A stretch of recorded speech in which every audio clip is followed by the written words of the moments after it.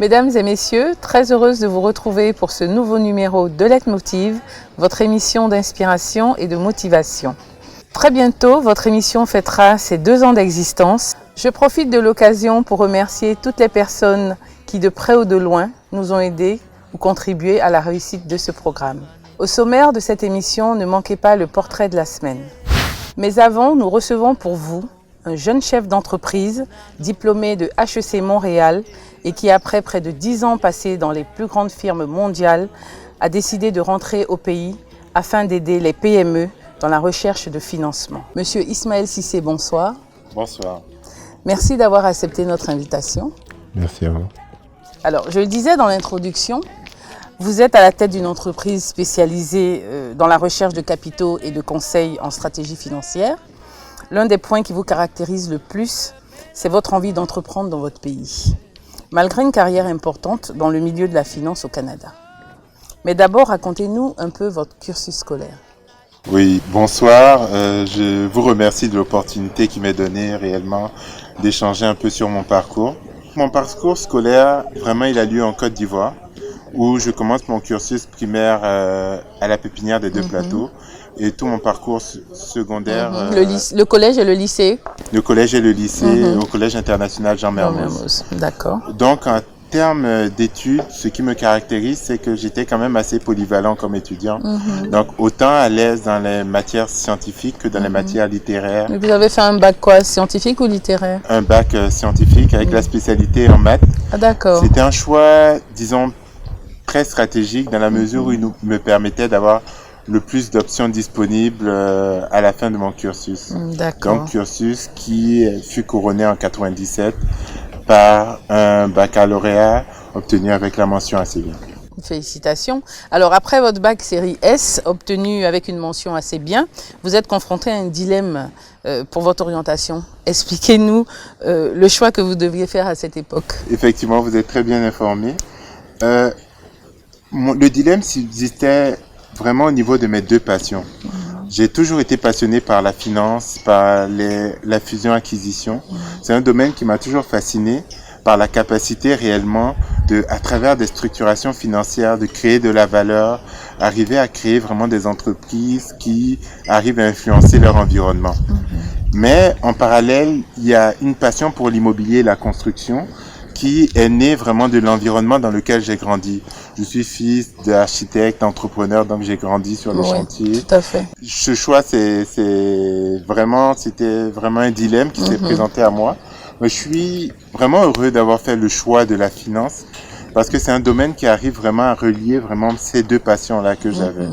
Dans la mesure où, même en tant que financier, j'ai toujours l'opportunité d'intervenir dans plusieurs projets d'envergure immobilier. Mais aussi, je me suis rendu compte que l'immobilier me passionnait parce qu'un peu, c'est une métaphore pour l'entrepreneuriat, qui est vraiment la ligne directrice de ma carrière, une grande passion pour moi. Parce que dans la mesure où tout projet de construction immobilier est une expérience entrepreneuriale, parce qu'on part d'une vision, qu'on concrétise par une planification et qui aboutit à une réalisation qui est concrète et qui est visible par tous. D'accord. Alors, vous optez donc pour une carrière dans la finance et c'est là que va démarrer votre aventure au Canada, qui va durer près de 10 ans. Je rappelle à nos téléspectateurs qu'avant votre départ pour le Canada, vous passez 1 an à l'INSTEC de Yamoussoukro, d'où vous sortez majeur de votre promotion. Alors, y a-t-il une grande différence entre le système scolaire canadien et celui que vous avez connu en Côte d'Ivoire? Effectivement, je pense que c'est une question qui est à point nommé, parce que je pense qu'il y a une différence philosophique, même entre la conception du parcours académique, je dirais nord-américain, ivoirien, et qui hérite beaucoup de celui qui est valable en France et en Europe. Et le système nord-américain. D'abord, philosophiquement, je veux dire, il y a beaucoup moins de cours magistraux. Très rapidement, l'étudiant est responsabilisé. Ah d'accord. Et on l'encourage vraiment donc pas trop de théorie, beaucoup plus de pratique, beaucoup plus sur le terrain. C'est-à-dire, effectivement, beaucoup plus de pratique, mais même la théorie, c'est-à-dire, on fournit l'essentiel à l'étudiant en lui faisant confiance pour lui-même aller rechercher l'essentiel même de la théorie. Ce qui permet vraiment à l'étudiant de développer une passion et avoir un goût pour la recherche, pour acquérir des connaissances par lui-même. Et un autre fait qui est assez différenciant, c'est que c'est une formation qui est très axée sur l'acquisition de compétences professionnelles. Ils préparent des professionnels qui, dès leur sortie de l'université, sont prêts à intégrer des entreprises et à apporter immédiatement de la valeur aux entreprises. D'accord. Alors, vous commencez donc un bachelor en finance à HEC Montréal, mais en même temps, vous allez vivre votre première expérience professionnelle en tant qu'entrepreneur. Comment avez-vous eu cette opportunité et comment se font vos premiers pas en tant qu'entrepreneur au Canada? Comme j'avais mentionné un peu plus tôt, l'entrepreneuriat, c'est une passion naturelle pour moi. Donc, j'ai toujours cette faculté-là à chercher, à identifier les opportunités dans les environnements dans lesquels je me trouve. Donc, c'est une opportunité qui s'est présentée un peu, à peine un an après mon arrivée au Canada. Et qui était de vraiment bâtir une franchise dans le domaine de la rénovation, la peinture et les différents travaux un peu de construction. Donc c'était une expérience qui était extrêmement enrichissante parce que j'ai appris ce que c'était qu'entreprendre dans un milieu qui n'était pas forcément favorable. Oui, et puis surtout vous créez un réseau parce que vous arrivez, vous connaissez personne, c'est pas évident. Exactement, et il y a beaucoup de prospection. Exactement, et de concurrence en plus. De concurrence, et je veux dire, je suis dans un milieu qui n'est pas forcément le mien, et je veux dire, je détonne peut-être avec... alors comment vous avez fait alors? Ben écoutez, je pense que un sourire, c'est naturel chez vous. Et je vais vers les gens, je cherche le meilleur dans les gens.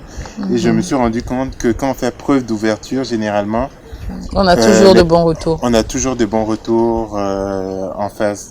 Donc ça m'a permis réellement d'avoir quelques succès et vraiment de comprendre ce que ça veut dire qu'entreprendre d'un milieu qui n'est pas forcément favorable, ce qui est vraiment en traçant le parallèle avec la situation, le contexte dans lequel évoluent beaucoup d'entrepreneurs présentement ici. Tout à fait. Mais aussi à comprendre ce que c'est qu'entreprendre avec très peu de ressources. Oui, exactement. Parce que j'étais étudiant, j'ai fait du porte-à-porte. Étudiant, donc, veut dire pas beaucoup de finances, jeune. Donc, on ne fait pas forcément confiance à un jeune qui arrive comme ça. Exactement, qui tape à votre porte et qui vous offre des services. Mais ça m'a montré que réellement, quand vous êtes déterminé, il y a toujours un moyen de vraiment... De convaincre. Et puis de véhiculer ce que vous cherchez à véhiculer. Alors, Monsieur Cissé, je vous propose de revenir sur votre parcours juste après la pub et le portrait de la semaine.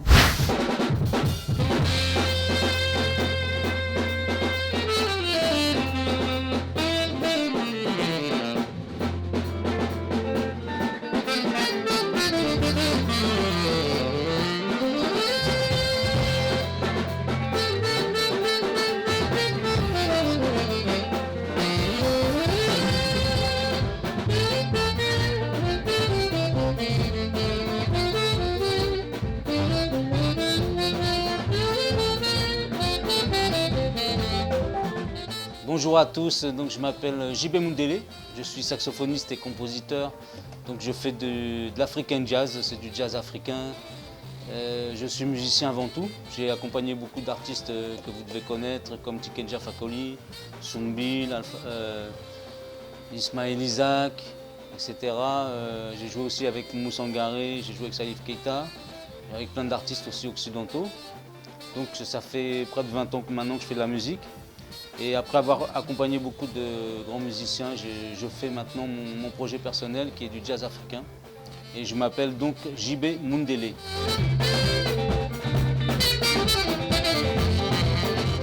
Alors j'ai suivi une scolarité à peu près normale, j'ai arrêté l'école en 4e. Après quoi j'ai commencé à voyager un petit peu à droite à gauche parce que j'étais pas très bon à l'école. Et puis ensuite j'ai repris mes études. Et j'ai toujours fait un peu de musique à côté, j'étais pas très bon dans les études, donc j'ai fini par faire de la musique, à commencer à 18 ans. Et là j'ai vraiment apprécié ça et à partir de 25 ans j'ai voulu en faire ma profession. Donc à partir de 25 ans c'est là que j'ai vraiment étudié le jazz, toutes les musiques, en travaillant vraiment sérieusement, quoi, comme on va en faculté. Moi j'ai étudié la musique. Avant ça j'avais fait plein de petits boulots, mais rien de concret. Voilà, donc c'est vraiment la musique qui m'a mis le pied à l'étrier pour faire quelque chose de sérieux.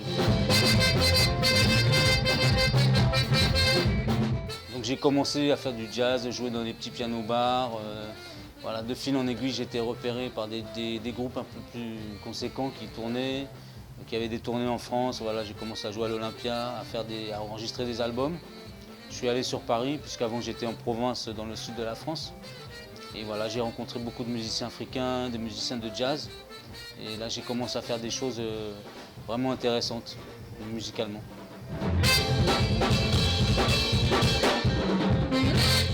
Alors c'est vrai que le métier de musicien est très difficile au début, parce qu'il faut trouver du travail, il faut réussir à intégrer différents groupes, à jouer avec des artistes plus ou moins connus. Donc vraiment, c'est du temps, il faut la persévérance. Il faut beaucoup sortir, il faut beaucoup aller vers les gens, se montrer, et puis beaucoup travailler. Donc la difficulté, c'est vraiment de se lancer dans ce métier. Et puis c'est un métier qui est difficile, parce que même si ça marche, on joue avec un artiste connu, on peut se retrouver du jour au lendemain sans travail. Même il y a des artistes qui sont beaucoup connus, puis c'est pareil, du jour au lendemain, ça marche moins, ils sont obligés de faire autre chose. Donc les difficultés, c'est ça, c'est qu'il faut avoir la persévérance, et il faut voir les choses à long terme.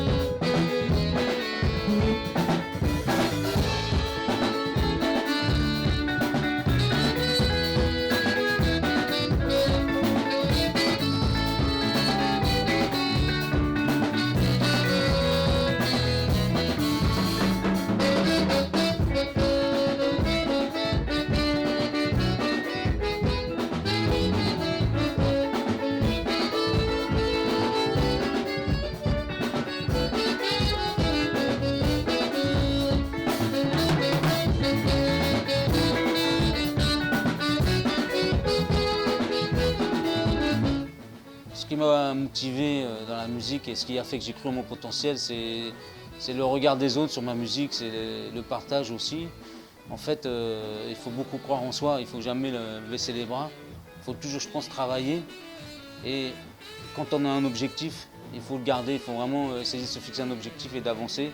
Même s'il y a beaucoup de gens qui vont dire non, ça ne va pas marcher. Moi, il y a beaucoup de gens qui m'ont dit il ne faut pas faire de musique, c'est trop compliqué, il ne faut pas faire tes styles. Il faut faire, à mon avis, ce qu'on a envie de faire, ce qu'on a sur le cœur nous dit de faire, il faut le faire. Parce que c'est ça les vraies choses. Moi je crois aussi à ce qui est vrai, ce qui est profond. C'est-à-dire que moi je fais du jazz africain parce que j'ai aimé ça. Et c'est presque c'est en moi. Si je fais de la variété, il y a des gens qui font des choses à cause de l'argent, pour se faire connaître. Moi à mon avis c'est pas ça qui est la bonne voie. À mon avis il faut faire ce qu'on a sur le cœur et vraiment s'y attacher, quoi.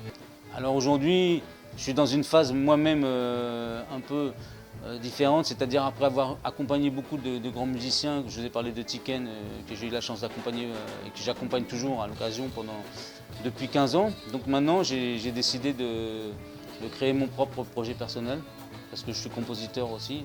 Et voilà, j'ai fait 3 albums de jazz africain, j'appelle ça African Jazz, dont le dernier que je viens de sortir et que je suis venu présenter en Côte d'Ivoire en ce moment, qui s'appelle Révélation. Donc ce sont des musiques urbaines actuelles, comme le coupé décalé, high life, du naija, voilà, tout ça en instrumental, en jazz. Et j'ai fait ça parce que comme on disait tout à l'heure, je crois en moi et j'ai envie de développer ma carrière personnelle. J'ai envie d'être un patron, comme on dit, de ne plus dépendre des autres et moi-même de présenter aux gens ce que je fais, ce que j'ai en moi. Voilà. Après toutes ces années en Afrique, après tous ces échanges, j'ai fait de la musique mandingue, j'ai fait des mariages djoula, j'ai joué la rumba, j'ai joué avec Extra Musica, j'ai joué du zouglou, j'ai joué toutes sortes de musique africaines, au Cameroun, au Congo, en Côte d'Ivoire, au Mali, en Guinée-Conakry. Donc c'est tout ça, à travers le vécu, tous ces moments de musique que j'ai partagés, et c'est comme ça aussi que j'ai appris. Et maintenant, c'est pour ça que j'ai envie de partager ça, toutes ces expériences que j'ai eues et tout ce qui est sorti aussi avec mon expérience antérieure du jazz, de la musique funk et toutes ces musiques-là. Voilà, j'ai envie de montrer aux gens ce que j'ai créé après tout ça. Donc actuellement, les perspectives d'avenir, c'est de vraiment développer mon projet personnel. Donc là, on a des concerts prévus sur Abidjan cette semaine, et puis on va développer, essayer de revenir souvent. Et puis je développe ma carrière aussi en France et en Occident. Voilà, essayer de faire des concerts, de vendre des albums, de faire connaître ce que je fais. Voilà. C'est ça mon projet pour l'instant.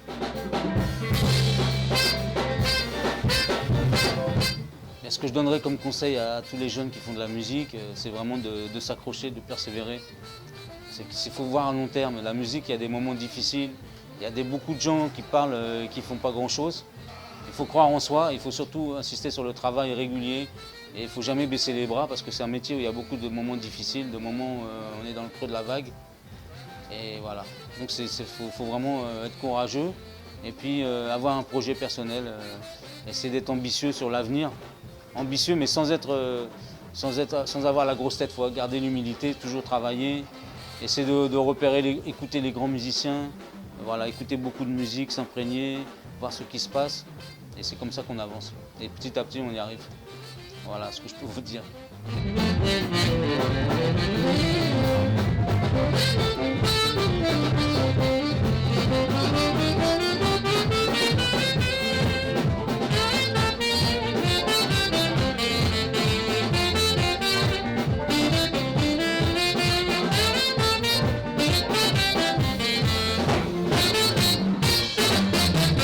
De retour avec notre invité, Monsieur Ismaël Cissé. Alors, après vos premiers pas en tant qu'entrepreneur, vous allez vivre votre première expérience en tant qu'employé dans une grande compagnie au Canada, un important fonds d'investissement.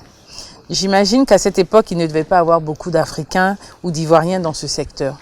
Comment êtes-vous arrivé à vous faire une place et à gravir les échelons? C'est une très bonne question parce que revenir en tant qu'étudiant étranger et intégré des grandes corporations présente toujours certains enjeux. Donc déjà pour avoir accès à ces opportunités, il faut faire preuve d'autant plus de persévérance et de qualification. Et de qualification, montrer réellement que nous savons ce que nous voulons faire et que nous avons un plan de carrière qui est précis. Je pense que ça aide réellement à permettre à votre employeur vraiment d'adhérer à votre plan de carrière. Et d'être confiant. Et d'être confiant et s'inspire une certaine confiance. Et outre ça, une fois que la porte est entrouverte, il faut faire ses preuves.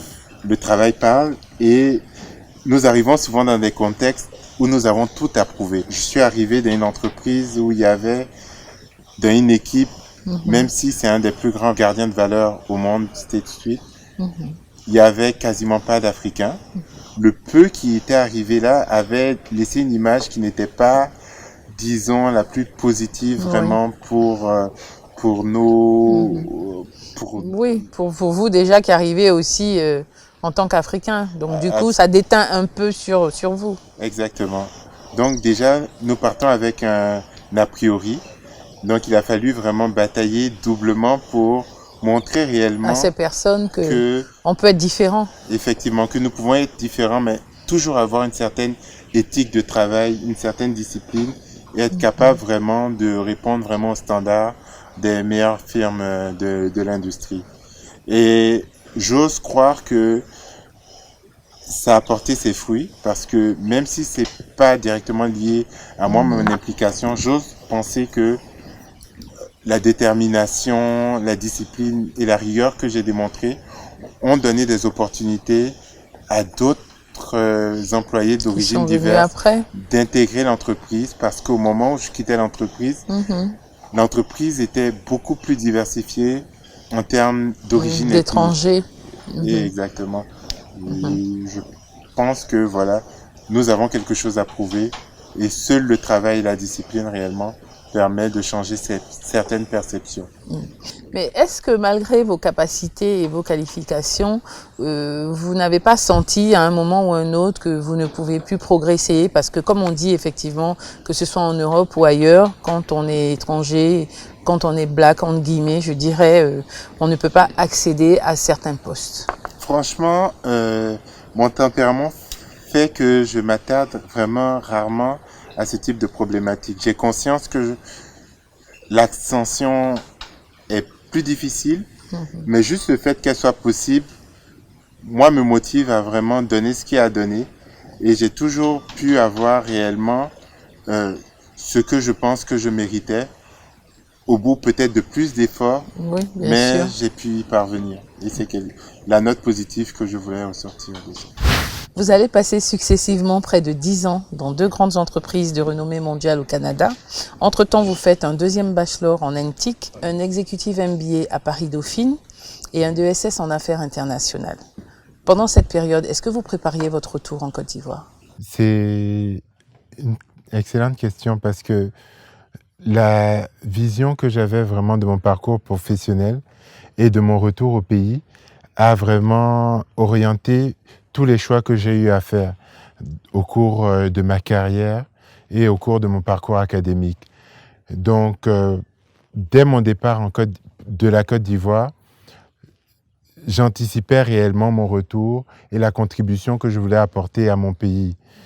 Donc, tous mes choix ont été orientés vraiment de manière à me donner un profil qui me positionnerait vraiment de manière à pouvoir avoir la proposition de valeur, pouvoir offrir aux entreprises, aux entrepreneurs locaux et aux institutions locales réellement ce que je voulais leur apporter, ce qui était ma mission, c'est-à-dire mobiliser des ressources humaines et financières pour vraiment favoriser le développement. Mais toutes ces années où vous êtes resté donc au Canada, quel lien gardez-vous avec votre pays, avec la Côte d'Ivoire? Comme je mentionnais un peu plus tôt, j'ai toujours anticipé ce retour au pays, donc je me suis toujours évertué à garder un lien fort. Vous veniez assez régulièrement? Je revenais quasiment chaque année. Ce qui Parce que le Canada, c'est pas la porte à côté. C'est pas la porte à côté, donc c'était pas la chose la plus aisée à faire. Mais je tenais vraiment à garder ce lien-là, à garder cette connexion avec le continent et avec vraiment les entrepreneurs locaux pour ne pas être en décalage réellement avec l'évolution de ce marché-là et avec les besoins vraiment des acteurs de ce marché. Alors, Monsieur Cissé, pour tous ces jeunes téléspectateurs qui nous suivent et qui aimeraient embrasser une carrière telle que la vôtre, comment se passe? Pouvez-vous nous décrire un peu vos journées au sein de votre entreprise? Disons que déjà, de facto, c'est extrêmement exigeant en termes de disponibilité et en termes d'éthique de travail. Je couvrais quasiment tout le continent, c'est-à-dire toute l'Amérique du Nord, les États-Unis et le Canada.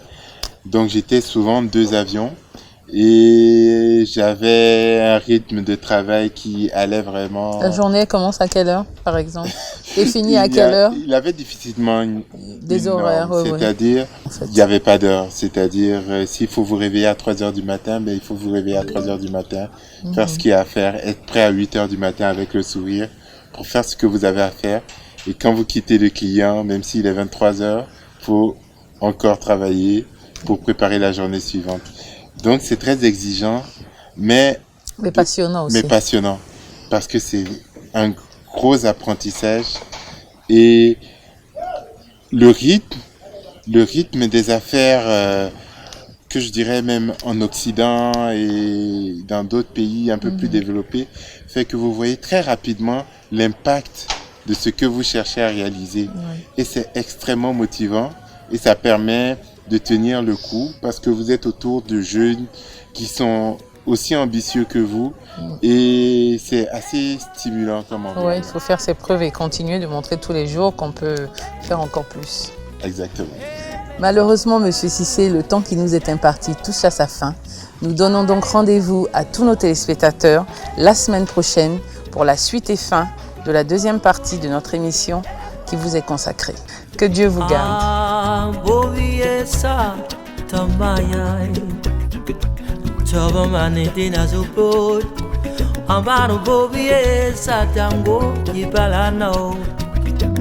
Senano bandisela,